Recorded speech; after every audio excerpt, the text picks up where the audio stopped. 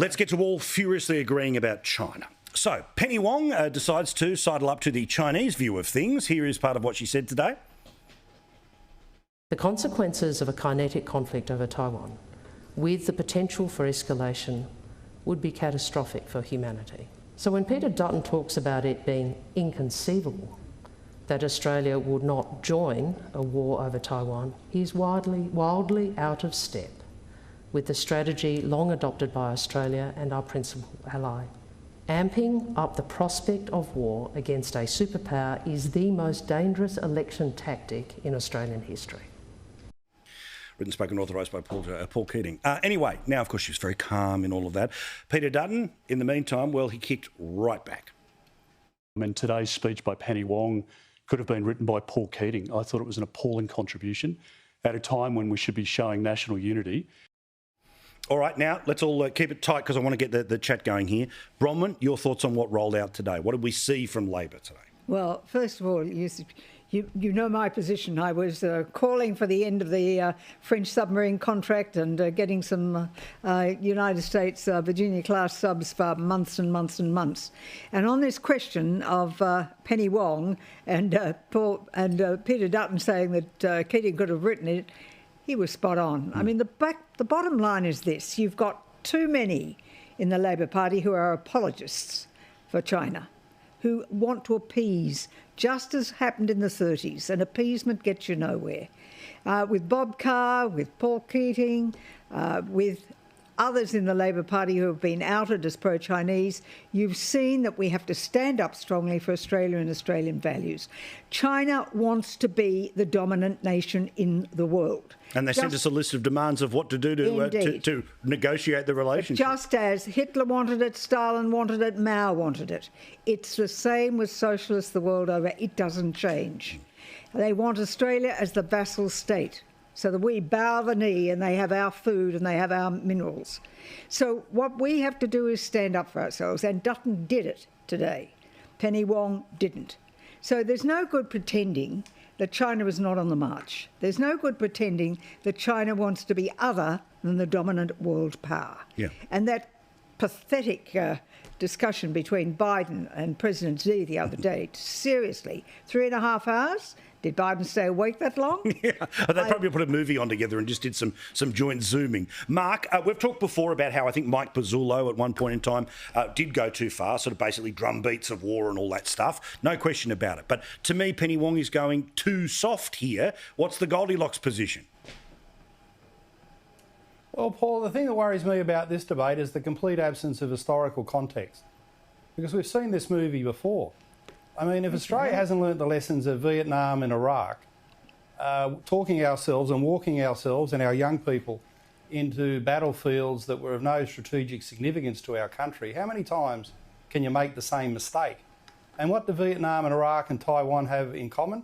In their own right, of zero strategic significance to Australia. Now, if you don't learn those lessons of the past, you will be doomed to repeat them. And yes, we need to stand up for ourselves against China. We have to have zero tolerance of Chinese interference in Australian politics. We need to have defence arrangements that cover all contingencies, of course. But the idea that China, which normally takes the long game, thinks that Taiwan is on the table today. If you're China, aren't you thinking, oh, the United States is in decline, look at the Trump era, look at the Biden era, and we'll wait 30 or 40 years to claim their advantage. They've always wanted to unify with Taiwan. That's no secret, but I don't think it's happening tomorrow. And Peter Dutton's rhetoric is certainly inflated. It's dangerous. I think it's irresponsible. I think it's reckless. And if you put it in the context of the mistakes we made, tragic mistakes. Now, it's not like people like Peter Dutton or Paul Keating, Bob Carr, or any of us go to these wars. They're young men and women who die in Vietnam, Iraq, and now we've heard this rhetoric about Taiwan. I can remember Rich Armitage coming out to Australia 20 years ago and telling us the Chinese were about to invade Taiwan. It doesn't mean it's true. And I just think you need, from an Australian perspective, always, and Bronwyn would have been a supporter of the tragedy of Vietnam and Iraq. Would she apologise for those men who died for nothing? Died for something of zero strategic importance to our country? So why would we make the same mistake again? and walk ourselves into a conflict when the wise heads in foreign policy always find a middle ground. Yes, strong and purposeful in our defence against China, but not necessarily walking ourselves into a war from an Australian perspective, which would be unnecessary. Nick, I'll get you in a second. Mark, the problem with that analysis you've made is that you chose the wrong examples. The difference is that you could say Australia had no skin in the game when Germany took Czechoslovakia or when Germany marched into Poland.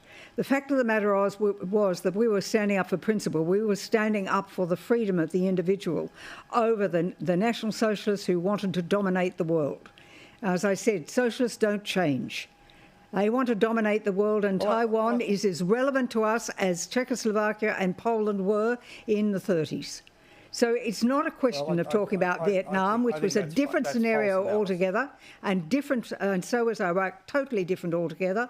You can say there are many scenarios you can argue for the way in which those two wars should have been handled, but the analogy to make is Taiwan and Czechoslovakia and Poland.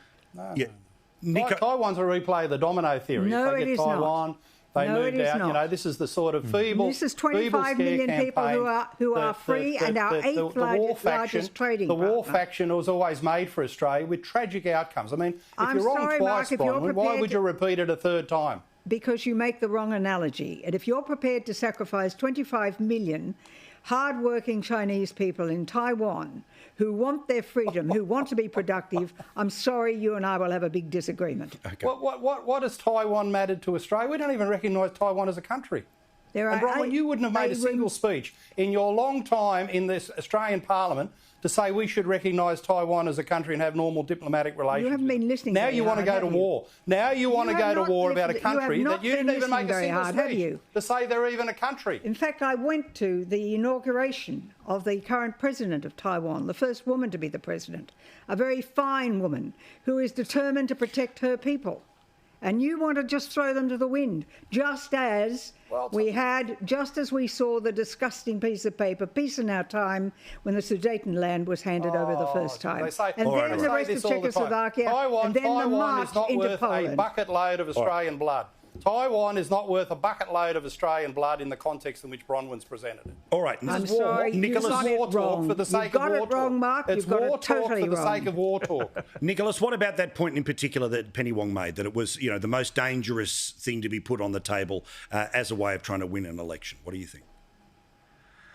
Well, look, I mean, I think if you're on the left or right of Australian politics, most people would agree that Penny Wong is a very level-headed politician. No, I wouldn't agree with that makes a thoughtful contribution to public debate in this country. I wouldn't agree at all. That might work at your dinner parties. We all agree with exactly the same thing, and we would all agree. But anyway, you're not at the dinner party, mate. You're here with the red meat factory.